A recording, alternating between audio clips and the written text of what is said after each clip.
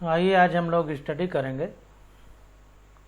स्थिर वैद्युत विभव तथा धारिता यानी इलेक्ट्रोस्टैटिक पोटेंशियल एंड कैपेसिटेंस के अंतर्गत जो क्वेश्चन पूछे गए हैं उनको।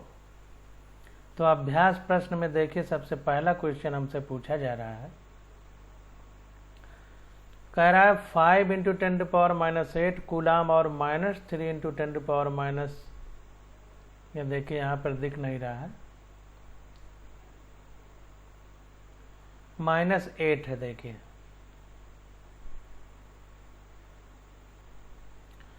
तो ये -8 कूलाम के दो आवेश 16 सेंटीमीटर दूरी पर स्थित हैं। दोनों आवेशों को मिलाने वाली रेखा के किस बिंदु पर वैद्युत विभव शून्य होगा? अनंत पर विभव शून्य लीजिए। तो कह रहा है कि दो हमारे पास चार्ज हैं, 5 × 10⁻⁸ कूलाम, -3 × 10⁻⁸ कूलाम, और ये दोनों 16 सेंटीमीटर डिस्टेंस पर रखे गए हैं। तो जो लाइन है मिलाने वाली इन दोनों आवेशों को, चार्ज को, तो उस रेखा में कह रहा है किस पॉइंट पर पोटेंशियल 0 होगा, और हमें इनफाइनाइट पर पोटेंशियल 0 लेना, इस आधार पर हमको बताना है।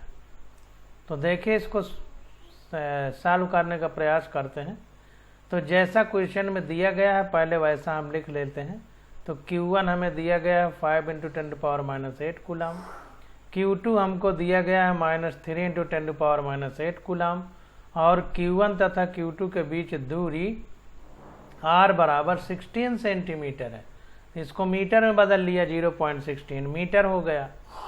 अन्य माना Q1 एवं Q2 बिंदुओं A एवं B पर हैं, तो ये A और B मान लिया गया है कि यहाँ पर Q1 और Q2 को हमने रखा है। अब यहाँ पर देखिए, समझने की बात यह है कि ये Q1 पॉइंट है, ये Q2 पॉइंट है, और ये पॉजिटिव चार्ज है, ये निगेटिव है। देखिए Q1 पॉजिटिव है, Q2 निगेटिव है। तो Q1 पॉजिटिव है, Q2 निगेटिव है, तो इसका मतलब इन दोनों के बीच में अट्रैक्शन फोर्स लगेगा, यानी ये इधर को तीर लगाना पड़ेगा और एक तीर इधर को, मतलब एक दूसरे को खींच रहे हैं इस प्रकार से। तो देखिए पहली बार में हमने ये माना है कि ये पॉइंट P जहाँ पर है, इस पॉइंट P पर जो है पोटेंशियल 0 है। मान लिया हमने कि इस P पॉइंट पर पोटेंशियल 0 है, और ये P पॉइंट की A वाले चार्ज से डिस्टेंस कितनी है? x metre. जब A वाले से x मीटर डिस्टेंस ले लेंगे तो B वाले से 0.16 - x मीटर होगा। क्यों? क्योंकि पूरी ये डिस्टेंस 0.16 मीटर है। अगर हम इसको x मानेंगे तो ये पूरी में से x को घटाएंगे तो इधर वाली निकलेगी, तो वही 0.16 - x कर दिया। अब देखिए पोटेंशियल का फार्मूला क्या होता है। तो पोटेंशियल का फार्मूला होता है V = 1/4πε0 Q/R। ये फार्मूले आपको याद होने चाहिए, बात का ध्यान रखना है। तो यहाँ पर देखिए जब हमने वैल्यू रखी तो इसके कारण कितना है, फिर इसके कारण कितना है, इसको ध्यान देना। देखिए जब हमने आपको चैप्टर पढ़ाया था तो हमने बताया था कि V = 1/4πε0 Q/R होता है, और E = 1/4πε0 Q/R² होता है। इसमें एक ही Q आता है, जबकि बल यानी फोर्स के बारे में जब फार्मूला देखेंगे, या स्थितिज ऊर्जा यानी एनर्जी के बारे में फार्मूला देखेंगे, तो वहाँ पर, या वर्क के बारे में फार्मूला देखेंगे, तो वहाँ पर 2 Q आते हैं। अब 2 Q की वजह से दोनों Q का प्रभाव रहेगा, लेकिन यहाँ पर एक ही Q फार्मूले में है। तो ध्यान देने की बात है कि अगर हम इसकी वजह से यहाँ पर निकालेंगे तो ये Q रखेंगे, इसकी वजह से पोटेंशियल यहाँ पर निकालेंगे तो ये Q रखेंगे। तो पहले इसकी वजह से, तो V1 = ये पूरे की वैल्यू होती है 9 × 10⁹ न्यूटन मीटर स्क्वायर पर कूलाम स्क्वायर, इनटू इसका चार्ज कितना है? 5 × 10⁻⁸ कूलाम क्वेश्चन में दिया गया है। ये देखिए अब इसके बाद डिस्टेंस कितनी है, यहाँ से x है तो x रख दिया। अब V2 के कारण तो ये लेंगे हम, इसकी वैल्यू 9 × 10⁹ न्यूटन मीटर स्क्वायर पर कूलाम स्क्वायर। इस चार्ज की वैल्यू -3 × 10⁻8 है, वो रख दिया अपान डिस्टेंस कितनी है 0.16 - x मीटर। ध्यान रहे हमेशा चार्ज को साइन सहित रखना है, जो भी आवेश हम यहाँ पर रखेंगे तो साइन सहित, निगेटिव अगर साइन है तो निगेटिव जरूर लिखेंगे। अब ये V1 और V2 आ गया। अब V1 और V2 इसके कारण विभव और इसके कारण विभव है, तो P पॉइंट पर अगर हमें टोटल पोटेंशियल निकालना हो तो क्या होगा, दोनों को जोड़ देंगे। तो यदि P पर कुल विभव V है तब यानी टोटल पोटेंशियल P पर V = V1 + V2 हो जाएगा। अब देखिए क्वेश्चन में हमसे कह रहा है कि माना P अभीष्ट बिंदु है, अर्थात रेखा AB पर Q1 से x दूरी पर, जिस पर विद्युत विभव शून्य है, P पर शून्य है। तो इस P के लिए तो V = V1 + V2 निकाला है।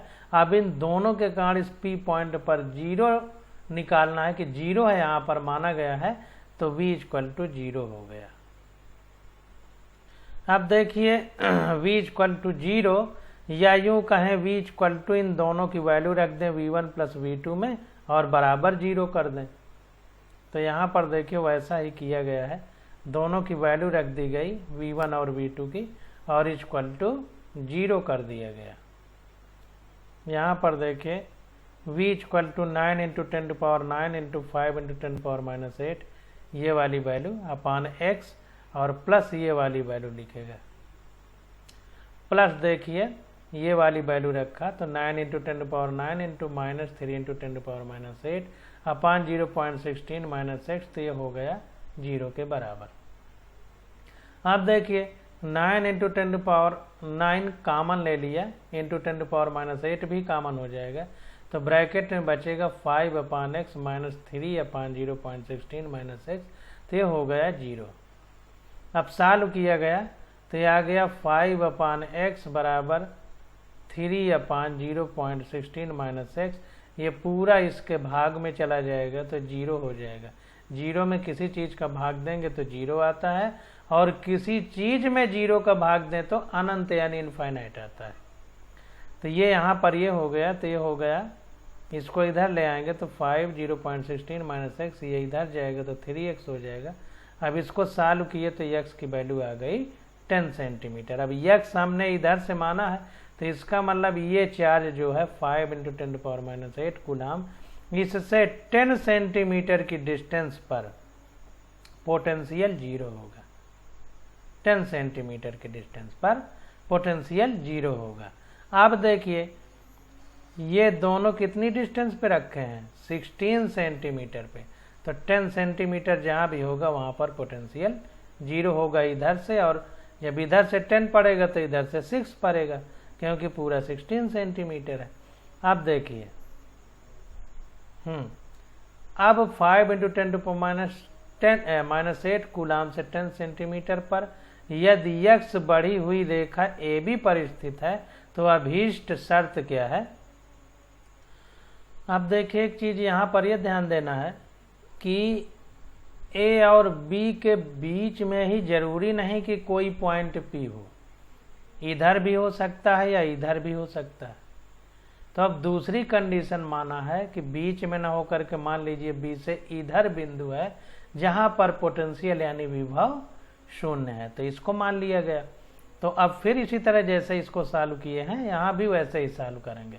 तो जब हम इस P को x मान, इसको P पॉइंट मानेंगे तो A से B की डिस्टेंस अब x मानी गई, और ये इतनी डिस्टेंस जो है 0.16 मीटर है जैसा क्वेश्चन में बताया गया है। तो अब अगर ये 0.16 मीटर है A से B तक, तो अब ये इतनी कितनी होगी B से P तक। तो जाहिर सी बात है x बड़ा है तो x में से इतना घटा देंगे, तो ये आ गया x - 0.16 मीटर, ये स्थिति बन गई। तो अब देखिए पीछे जैसे कॉमन करने में पूरा 0 हो गया था, तो अब पूरा गणित वो नहीं लगाएगा, अब डायरेक्ट कर दे रहा है।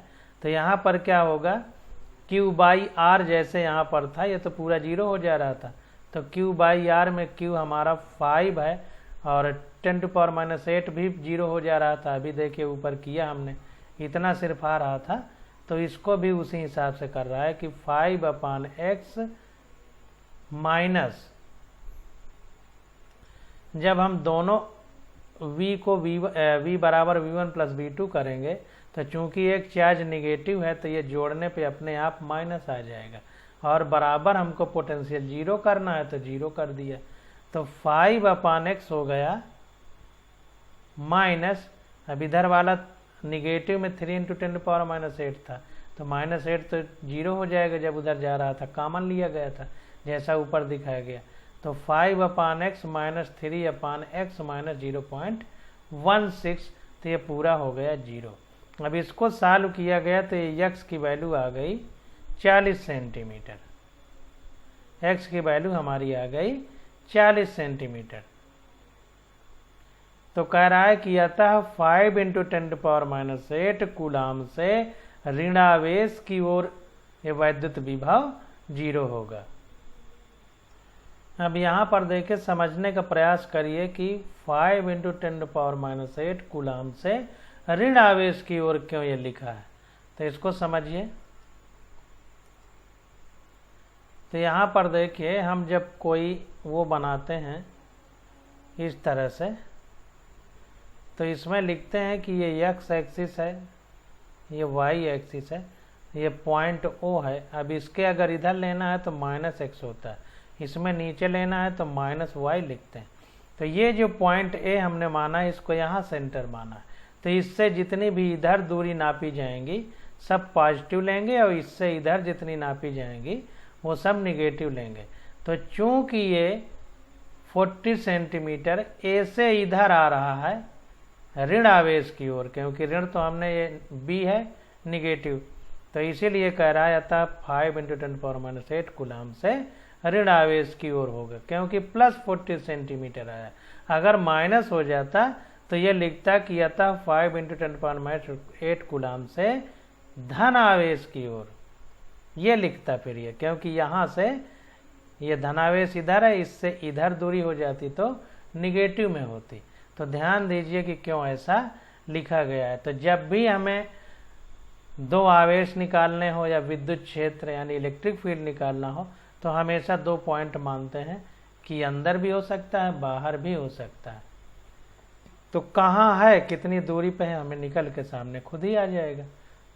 तो इस प्रकार से हमने इसके अंदर भी संभावना मानी, इसके बाहर भी जो ए बी आवेश हैं, तो अंदर जब संभावना मानी तो 10 सेंटीमीटर ए से 10 सेंटीमीटर की दूरी पर पोटेंशियल यानी विभव 0 होगा, और जब हम बाहर संभावना सोची तो ए और ए से बी की ओर 40 सेंटीमीटर यानी बी ही ऋणावेश है, तो बी की ओर 40 सेंटीमीटर पर विद्युत क्षेत्र 0 होगा।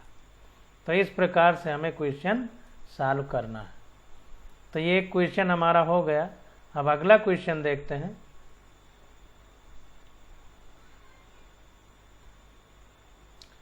देखिए आगे हमसे कह रहा है कि 10 सेंटीमीटर भुजा वाले एक खटभुज में प्रत्येक शीर्ष पर 5 माइक्रोकूलाम का आवेश है। समखटभुज मतलब इक्विहेक्सागोनल ट्रायंगल, इक्विहेक्सागोनल बोलते हैं, देख लेते हैं इसको।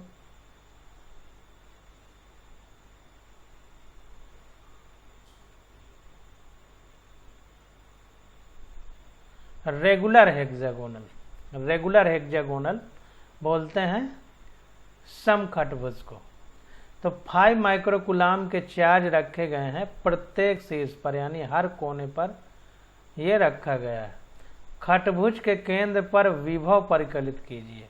तो हमें ये जो रेगुलर हेक्सागोनल है, समखटभुज जिसकी 6 भुजाएं हैं, 6 भुजाएं उसे खटभुज बोलते हैं, और सारी भुजाएं अगर बराबर हों तो समखटभुज, और अंग्रेजी में इसे रेगुलर हेक्सागोनल बोलते हैं। तो जाहिर सी बात है कि 5-5 सब जगह रखा गया है, तो बार बार ये 5 माइक्रोकूलाम न लिख करके इसने क्यू क्यू लिख दिया है, क्यू क्यू। तो खटभुज के केंद्र पर विभव परिकलित करना है, यानी कैलकुलेट करना है इस सेंटर पर हमको। तो देखते हैं, अब जाहिर सी बात है कि सेंटर पर हमें निकालना है, तो सेंटर से जिसके लिए निकालना है तो वो बीच की दूरी हम लोग लेंगे। और विभव में यानी पोटेंशियल में हमने आपको बताया, फार्मूले में भी है कि एक ही आवेश आता है, तो जिसके कारण होगा उसी के कारण हम निकालेंगे। तो खटभुज के प्रत्येक शीर्ष पर आवेश Q 5 माइक्रोकुलाम, इसको कुलाम में बदलेंगे तो 10⁻⁶ का गुणा हो जाएगा। अब AB बराबर BC बराबर, अब देखिए यहाँ पर यहाँ पर निकालना है हमको, तो यहाँ पर निकालते हैं। तो यहाँ पर देखिए सारी भुजाएं बराबर हैं, AB बराबर BC बराबर CD, ये बराबर का चिन्ह देखिए गलत लिख दिया है, बराबर DE बराबर EF, यानी 1 2 3 4 5 और 6 सारी भुजाएं, मतलब ED भी हो जाएगा, ये सब बराबर हैं। तो यहाँ पर सारी भुजाएं बराबर हैं, इसलिए बराबर बराबर कर दिया है। और एक भुजा की लंबाई 10 सेंटीमीटर है, यानी FA हो चाहे AB हो चाहे BC, सब 10 सेंटीमीटर। तो यहाँ पर एक को लिख दिया 10 सेंटीमीटर, इसको मीटर में बदला तो 0.10 मीटर आ गया। अब देखिए सम खटभुज में सभी त्रिभुज सम त्रिभुज हैं। जाहिर सी बात है कि जब ये सारी भुजाएं बराबर हैं तो इनके जितने भी ये ट्रायंगल हैं, ये सब बराबर हैं। तो इसीलिए OA बराबर OB बराबर OC बराबर OD बराबर OE, मतलब ये सारी भुजाएं बराबर होंगी। OA OB OC OD OE OF ये सब बराबर होंगी, यानी डिस्टेंस सबकी सेम होगी। तो हम किसी एक के कारण निकाल लें और 6 के कारण उसी प्रकार से जोड़ के निकालेंगे। तो यहाँ पर देखिए सब बराबर कर दिया, और ये सब OA OB OC OD OE OF ये सब O से यहाँ तक के जितनी भी हैं सब जो है 0.10 सेंटीमीटर हो जाएंगी। अब देखें यहाँ पर सम खटभुज है, चूंकि ये सारी भुजाएं इसकी बराबर हैं, तो इनके जितने भी ट्रायंगल हैं ये सब बराबर होंगे। तो जाहिर सी बात है कि जो ये भुजा होगी वही ये भुजा होगी, तो इसीलिए ये भुजाएं भी 0.10 मीटर ही होंगी। तो इसीलिए सारी OB OC OD OE OF OA ये भी सब 0.10 मीटर हो जाएंगी। अब देखिए 6 खटभुज बन गए और 6 चार्ज हैं, तो पूरे 6 चार्ज की वजह से हमें पोटेंशियल निकालना है। तो देखते हैं, तो फार्मूला क्या होता है, V = 1/4πε0 Q/R, ये हमारा फार्मूला होता है।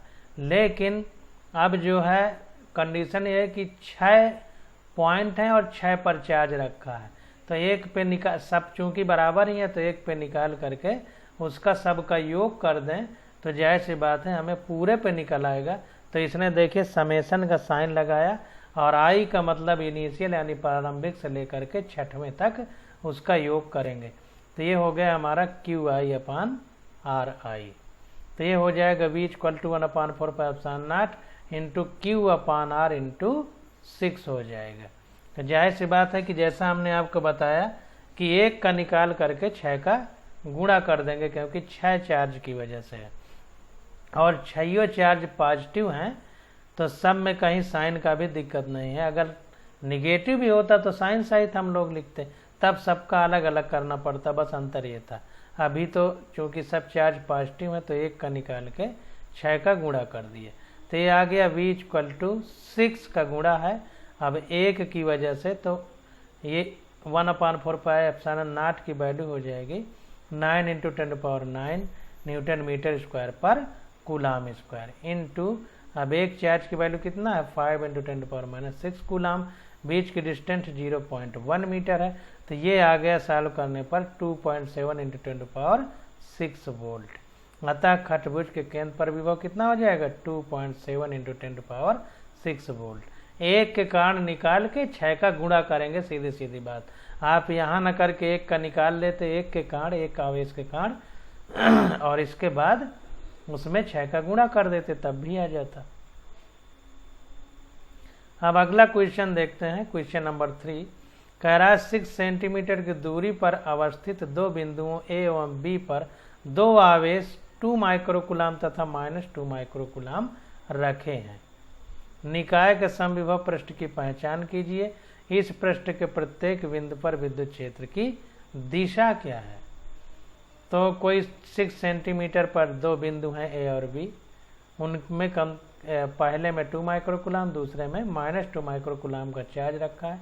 तो हमें इक्विपोटेंशियल सरफेस ढूंढना है और प्रत्येक बिंदु पर विद्युत क्षेत्र की दिशा क्या है, यानी इलेक्ट्रिक फील्ड की डायरेक्शन क्या है, ये हमको बताना है। तो इसको देखते हैं।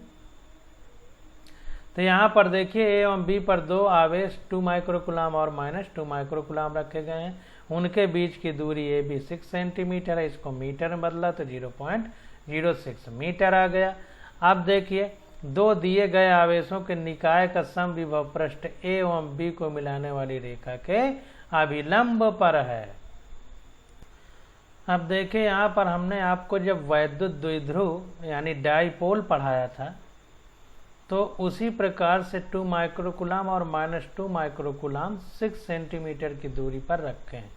तो एक तरह से ये डाइपोल की तरह काम करेगा। अब एक चार्ज निगेटिव है, एक चार्ज पॉजिटिव है, तो ऐसा कभी नहीं हो सकता कि निगेटिव और ए और बी के बीच में कहीं उसी रेखा पर ए बी रेखा पर आवेश समविभव हो, यानी विभव बराबर हो जाए। ऐसा नहीं हो सकता क्योंकि एक प्लस है एक माइनस है, इसलिए नहीं हो सकता। उसी रेखा पर ए बी जहाँ पर ये रखे गए हैं, तो जाहिर सी बात है कि ए बी रेखा के लंबवत जब हम द्विध्रुव पढ़ते थे तो दोनों आवेश बराबर होते थे दोनों तरफ और प्रकृति में उल्टा होते थे, यानी एक पॉजिटिव होता था तो एक निगेटिव। तो वहाँ पर इक्वेटोरियल पोजीशन पर यानी विषुवत रेखीय पोजीशन पर विभव 0 होता था। तो वो उसी रेखा पर विभव समान भी हो सकता है, यानी विभवांतर 0 होगा। तो यहाँ पर देखिए लिखा गया है इसीलिए कि दो दिए गए आवेशों के निकाय यानी सिस्टम का समविभव पृष्ठ यानी इक्विपोटेंशियल सरफेस ए एवं बी को मिलाने वाली रेखा के अभिलंब पर होगा, यानी परपेंडिकुलर होगा, यानी ए बी रेखा से 90 डिग्री के कोण पर होगा। अब चूंकि ए और बी जो आवेश हैं ये दोनों बराबर हैं, तो जाहिर सी बात है कि ए बी जो रेखा है उसके मध्य बिंदु से जो लंबवत पृष्ठ हम खींचेंगे वो उस पृष्ठ पर वैद्युत विभव 0 होगा और सब जगह 0 होगा तो समविभव पृष्ठ भी होगा। तो इसलिए लिखा है कि पृष्ठ ए बी के मध्य बिंदु सी से गुजरता है जो पृष्ठ, तो उसके लिए क्या होगा 1/4πε0। अब बीच से जा रहा है तो ये दूरी आधी आधी होगी दोनों के लिए, तो ये भी इसका आधा यहाँ भी लिखा गया है और इसका आधा यहाँ पर भी, क्योंकि दोनों आवेश के लिए निकालना है। बीच की दूरी आधी हो गई तो बीच की दूरी के आधे पर निकालना है, तो बी से भी 0.03 मीटर होगा और ए से भी 0.03 मीटर होगा। तो जाहिर सी बात है कि दोनों के कारण होगा, और जब इसको जोड़ेंगे तो ये निगेटिव है ये पॉजिटिव है, तो आपस में कट जाएंगे तो 0 आ जाएगा। अगर ये कॉमन न लिया गया होता तो पूरे वैसे भी कट जाते, और कॉमन भी है तो कोई फर्क नहीं, क्योंकि ये नीचे जाएगा तो 0 में किसी चीज का भाग देंगे तो 0 ही आएगा। इस प्रकार इस पृष्ठ के प्रत्येक बिंदु पर समविभव है और वो 0 है, अतः यह एक समविभव पृष्ठ है। ध्यान दीजिए समविभव पृष्ठ यानी सरफेस, तो उसी सिधान में 90 डिग्री के कोण पर पूरे में समविभव पृष्ठ होगा और इधर उधर कहीं भी नहीं। पृष्ठ का मतलब समझिए, 100 बार आपको बता चुके हैं, बार बार गलती होती है। अतः ए बी के अभिलंबवत एवं इसके मध्य बिंदु से होकर जाने वाले तल के, यानी वो जो सीधा एक पेज हम रख दें उसके लंबवत तल के प्रत्येक बिंदु पर विभव 0 है। तो बातों को समझने का प्रयास करिए। अब देखिए आगे क्या पूछा जा रहा है बी में, कह रहा है इस पृष्ठ के प्रत्येक बिंदु पर विद्युत क्षेत्र की दिशा क्या है। अब विद्युत क्षेत्र की दिशा हमको बताना है, तो इसको भी देखते हैं। तो यहां पर देखिए समविभव पृष्ठ बना करके दिखाया गया है। ए और बी बिंदु रखे गए हैं ए और बी। तो ए और बी पर जब ये बिंदु रखे जाएंगे तो ये खड़ा एकदम कागज रखा गया है दफ्ती टाइप, ये हमारी तरफ, हमारे से अंदर इस प्लेन की तरफ जो हम कागज में पढ़ाई कर रहे हैं 90 डिग्री पे। चूंकि उस तरह पेज को बनाया नहीं जा सकता इसलिए कागज में इस तरह बनाया है। इसीलिए देखिए तिरछा कर दिए ताकि समझ में तुम्हें आए कि ये खड़ा है 90 डिग्री पर इस रेखा के।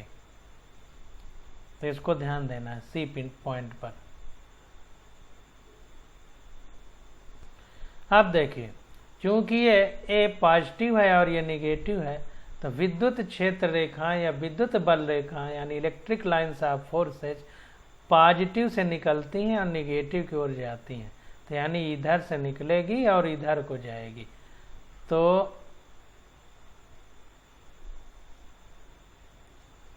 इधर से निकलेगी और इधर को जाएगी इस तरह। तो इस तल के 90 डिग्री पे हो गया कि नहीं।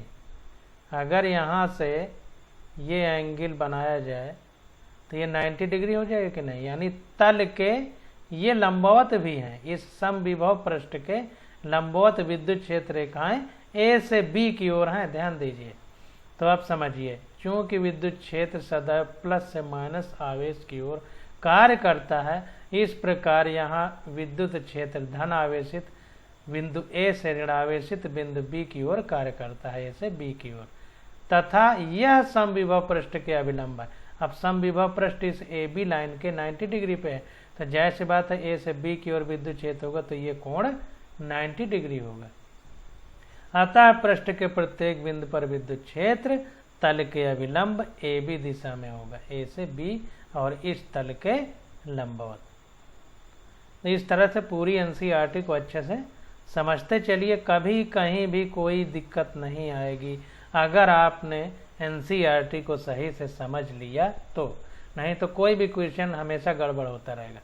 अब देखिए अगला क्वेश्चन है, कह रहा है 12 सेंटीमीटर त्रिज्या वाले एक गोलीय चालक के पृष्ठ पर 1.6 × 10⁻⁷ कूलाम का आवेश एक समान रूप से वितरित है।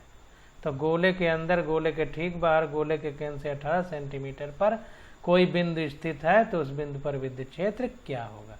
तो एक कोई गोला है, उसके अंदर उससे 18 सेंटीमीटर पर और उसके बाहर हमें इलेक्ट्रिक फील्ड निकालना है। फार्मूला लगा के निकालते हैं। अब विद्युत विभव निकाल लिया हमने, पोटेंशियल, उसमें भी कहीं भी हमेशा एक चार्ज ही यूज हुआ है, यहाँ भी हमेशा एक चार्ज। जब बल की बात करेंगे और स्थितिज ऊर्जा की बात करेंगे या कार्य की बात करेंगे तब दो चार्ज आएंगे। परिभाषाएं हमने पीछे पढ़ रखे।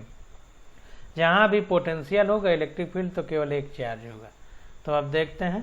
तो 12 सेंटीमीटर त्रिज्या का एक गोलीय चालक है, यानी स्फेरिकल है। गोला और वृत्त में अंतर है। ध्यान दीजिए, वृत्त एक द्विविमीय होता है और जबकि गोला त्रिविमीय होता है। 3 डायमेंशनल और 2 डायमेंशनल में समझिए, इस पेज पर जिस पे हम पढ़ा रहे हैं इस पर वृत्त खींचा जा सकता है, यानी सर्किल बनाया जा सकता है, लेकिन इस पे गोला नहीं बनाया जा सकता। क्यों? गोला उस पर रखेंगे तो ऊपर भी तो आ जाएगा कागज के, तो गोला त्रिविमीय होता है। तो गोलीय चालक है, ध्यान दीजिए, स्फेरिकल कंडक्टर है, ना कि वृत्तीय चालक है। लोग वृत्त और गोला में अंतर नहीं समझते। तो इसके सरफेस पर देखिए चार्ज है 1.6 × 10⁻⁷ कूलाम। क्यों सरफेस पे ही है, भीतर क्यों नहीं है? कंडक्टर है, स्फेरिकल कंडक्टर, तो इसके भीतर क्यों नहीं है चार्ज? भीतर इसलिए चार्ज नहीं है क्योंकि जो भी चार्ज देंगे, मान लीजिए हमने पॉजिटिव चार्ज दे दिया तो प्लस प्लस के बीच में प्रतिकर्षण होता है, तो प्रतिकर्षण होकर के वो सबसे दूर रहना पसंद करेंगे। इसी प्रकार अगर हम निगेटिव चार्ज देते हैं तो निगेटिव चार्ज भी में आपस में प्रतिकर्षण होगा, तो वो भी दूर रहना पसंद करेंगे। इसलिए वो केंद्र से बाहर की ओर भागते हैं, क्योंकि सतह पर ही केंद्र बिंदु से सबसे ज्यादा दूर का बिंदु है। अब उड़ तो सकते नहीं क्योंकि इतनी एनर्जी नहीं है, नहीं सतह भी छोड़ दें। तो पृष्ठ पर इसीलिए आवेश है, अंदर नहीं है। तो एक समान रूप से वितरित है। जाहिर सी बात है गोलीय चालक है तो अब पृष्ठ स्फेरिकल है, तो केंद्र से, सेंटर से डिस्टेंस सबकी बराबर है, इसलिए एक समान आवेश वितरित है। तो गोले के अंदर, अब गोले के अंदर निकालना है तो देखते हैं। तो ध्यान दीजिए, जब किसी चालक को आवेश दिया जाता है तो वो भाग करके पृष्ठ पर आ जाता है। जब भाग करके पृष्ठ पे आ जाएगा तो अंदर आवेश ही नहीं है। तो जब अंदर आवेश ही नहीं है तो विद्युत क्षेत्र कैसे होगा? तो हमेशा एनसीईआरटी में हमने पढ़ा है, वैसे आप समझने का प्रयास करिए कि ये जो है, मान लीजिए कोई पॉजिटिव चार्ज है, ये अगर पॉजिटिव चार्ज है तो इससे इलेक्ट्रिक फील्ड लाइंस इस तरह निकलेंगी, इस तरह बाहर की ओर त्रिज्यीय रेडियली निकलती हैं। और घनी भी आप कर सकते हैं, हमने ऐसे बना दिया है, आप और कर सकते हैं। रेडियली निकलते हैं, यानी यहाँ पर अगर एक टेंजेंट खींचा जाए, पृष्ठ में रेखा खींच दी जाए तो 90 डिग्री का कोण बनेगा।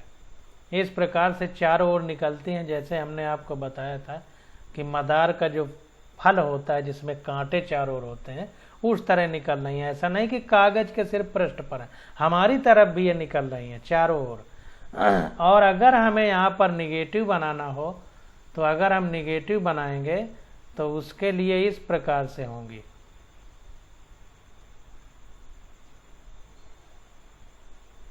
इस प्रकार से,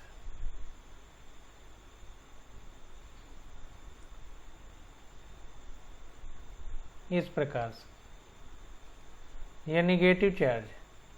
अब देखिए, हमने इसको अंदर तक ये तीर को नहीं ले गए। ध्यान दीजिए, एनसीईआरटी में बिंदु बना दिया है तो समझने में दिक्कत होती है। इसको हम अंदर तक नहीं ले गए, और जब पॉजिटिव में बनाया है तो अंदर से नहीं हमने तीर खींचा था बाहर को, यहाँ से पृष्ठ से खींचा है। इसका मतलब ये है कि अंदर विद्युत क्षेत्र रेखाएं नहीं है। क्यों नहीं है? क्योंकि वहाँ आवेश नहीं है। तो जाहिर सी बात है कि सीधा सीधा एक हमें रास्ता ये निकल के आया कि विद्युत किसी चालक के अंदर विद्युत क्षेत्र नहीं होता, क्योंकि वहाँ आवेश नहीं होता। और बारीकी में समझना है तो उसको भी समझा सकते हैं, परंतु यहाँ पर समय अभी कम है। तो यहाँ पर देखते हैं, तो यहाँ पर देखिए चालक पर आवेश Q जो दिया है वो हमने लिख दिया। बीच की दूरी जो है केंद्र से 12 सेंटीमीटर मीटर में बदल लिया। अब गोलीय चालक का दिया गया आवेश उसके पृष्ठ पर रहता है, इसलिए गोलीय चालक के अंदर विद्युत क्षेत्र शून्य है। चूंकि फाई इक्वल टू, ये देखिए गोले के अंदर पृष्ठ की बात हो रही है पूरे गोले के, तो ई डॉट ds होता है गॉस प्रमेय से।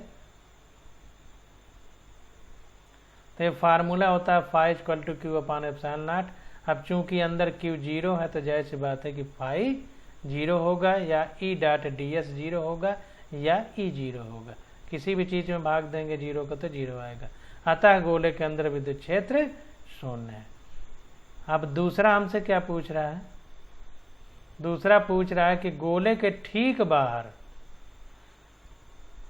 अब गोले के ठीक बाहर मतलब उसकी त्रिज्या जितनी है उसके त्रिज्या के बाहर, तो गोले के ठीक बाहर एक बिंदु पर अर्थात पृष्ठ के एक बिंदु पर आवेश को गोले के केंद्र पर संकेंद्रित माना जा सकता है। अब जाहिर सी बात है कि गोले के बाहर की बात हो रही है, तो पूरा जो आवेश है उस गोले में है, तो गोले को हम एक बिंदु मान सकते हैं, गोले को एक बिंदु मान सकते हैं। तो अब अगर उसको बिंदु मानेंगे तो गोले के बाहर विद्युत क्षेत्र E बराबर 1/4πε0 Q/r², ये फार्मूला होता है। ध्यान दीजिए, गोले के बाहर, अंदर मत लगा देना, अंदर तो शून्य ही है क्योंकि Q 0 है। तो E बराबर ये पूरे की वैल्यू 9 × 10⁻9 न्यूटन मीटर स्क्वायर पर कूलाम स्क्वायर। चार्ज हमारा 1.6 × 10⁻7 कूलाम है, और गोले की त्रिज्या कितनी है? 0.12 सेंटीमीटर। उसका स्क्वायर है तो स्क्वायर कर दिया। अब देखिए गोले के ठीक बाहर कहाँ है, इसलिए हमने गोले की त्रिज्या लिया है। ध्यान दीजिए, ठीक बाहर मतलब एकदम बाहरी पॉइंट पर ही, जैसे पृथ्वी के ऊपर हम हैं इस तरह चिपके हुए, उस पॉइंट की बात कर रहा है। अब इसको देखे सॉल्व किया गया तो E बराबर आ गया 10⁵ न्यूटन पर कूलाम। अतः गोले के ठीक बाहर विद्युत क्षेत्र 10⁵ न्यूटन पर कूलाम। अब गोले के केंद्र बिंदु से 18 सेंटीमीटर की दूरी पर, तो अब इसको देखते हैं। तो गोले के केंद्र बिंदु से 18 सेंटीमीटर दूरी, सेंटीमीटर को मीटर में बदल लिया। अब देखिए बाहर है तो फिर वही फार्मूला लगा देंगे। तो ई बराबर 1/4πε0 Q/x²। तो ई बराबर इसकी वैल्यू 9 × 10⁹ न्यूटन मीटर स्क्वायर पर कूलम स्क्वायर। क्यू की वैल्यू 1.6 × 10⁻⁷ और डिस्टेंस 0.18 मीटर दिया है सेंटर से, तो 0.18 मीटर का स्क्वायर। इसको सॉल्व किया तो आ गया 4.4 × 10⁴ न्यूटन पर कूलम। अतः गोले के केंद्र से 18 सेंटीमीटर पर विद्युत क्षेत्र 4.4 × 10⁴ न्यूटन पर कूलम है। तो इस प्रकार से हम लोग सारे क्वेश्चनों को सॉल्व करेंगे। तो इस प्रकार से 4 क्वेश्चन हमने सॉल्व किए। अब 5वां नंबर क्वेश्चन अगले लेक्चर में करेंगे। आज बस यहीं तक।